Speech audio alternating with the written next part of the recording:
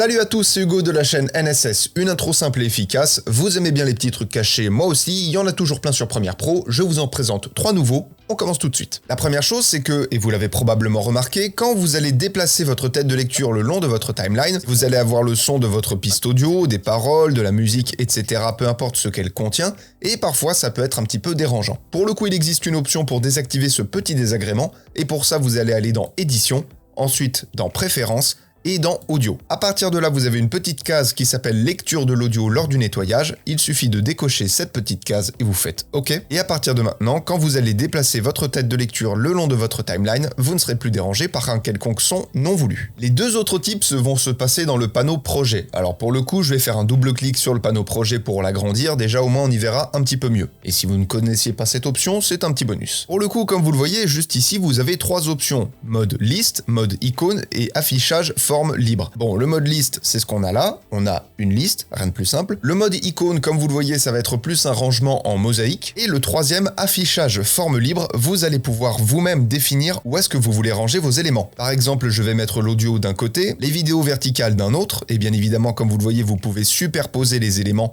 pour gagner de la place. Je vais mettre mes rushs par ici, les logos de ce côté-là. Comme je vous l'ai dit, je mets l'audio à cet endroit-là, patati patata. Bref, comme vous le voyez, vous pouvez organiser plus ou moins vos rushs comme vous voulez, ce qui fait que vous avez vraiment sectorisé les types d'éléments et c'est déjà beaucoup plus simple à retrouver de manière très rapide. Et enfin, la dernière petite option, alors que j'aime bien parce qu'en général quand j'en parle, je la présente comme l'option des maladroits. Bien évidemment, il n'y a rien de péjoratif, c'est juste un trait d'humour. C'est le petit crayon vert que vous avez tous déjà vu forcément du moment où vous lancez Premiere Pro, qui vous indique quand vous mettez le curseur dessus que le projet est accessible en écriture. Quand Premiere Pro dit que le projet est accessible en écriture, ça veut dire qu'il est accessible en montage. Vous pouvez le modifier. Et si vous cliquez sur ce même petit crayon, une petite fenêtre va s'ouvrir en vous demandant d'enregistrer les modifications. Bon, ça, il n'y a rien de compliqué. Avant de passer en mode lecture seule. Et quand on fait oui, on a à la place d'un petit crayon un cadenas qui nous indique qu'on a un blocage. Et par exemple, si j'essaie de déplacer un rush, je peux le déplacer, mais du moment où je vais relâcher la souris, il va se remettre automatiquement à son endroit. Et je ne vais pas pouvoir apporter de modifications concrètes, si ce n'est à la limite cacher des pistes, mais pour le coup, c'est pas de la vraie modification,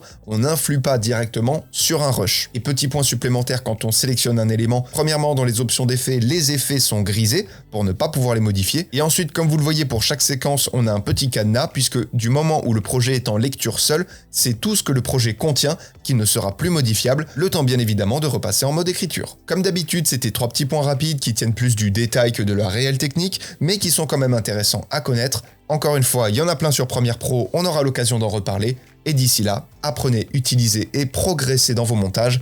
N'hésitez pas à aller faire un petit tour dans la description de la vidéo. Il y a toujours les liens pour Artlist, Artgrid, Motion Array, c'est le nouveau partenaire de la chaîne, c'est hyper important, surtout si vous voulez me soutenir. Je vous fais des bisous, et à plus.